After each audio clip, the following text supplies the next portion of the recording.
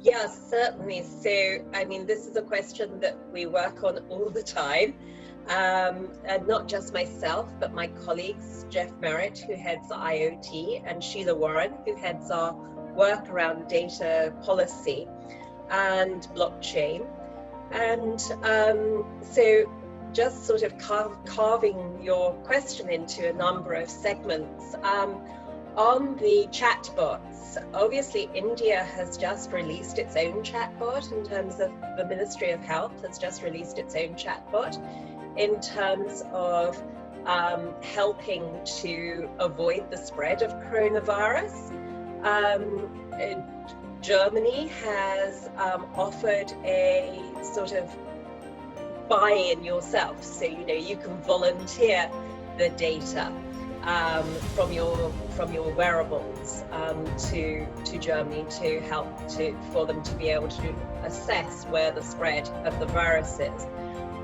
The National Health Service in England has something similar, and so we are seeing some of these applications out there. There are some applications that are using facial recognition and geolocation tracking. I think the big question for any of this is actually, to fast forward and say, what is the world that we want to live in once we come out of COVID, and say, okay, well, maybe because we all want to survive COVID, it's all right to use these applications now, but they need to be time limited. We need to have a way back to the society that we actually want to live in, which isn't a surveillance society. And so we either build that in now, and one of the things that I'm thinking of doing at the World Economic Forum is to create an expert panel that thinks about ethics. And so if you're thinking about creating one of these quick fixes for COVID, you could come to us and you could say, what are the ethical challenges here, and how can we mitigate them at the moment, and how can we deal with it when we get to the other end? So there's those sort of things.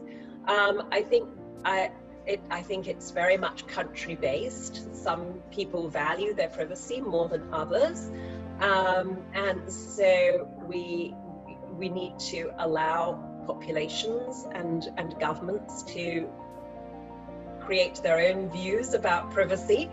But certainly some countries are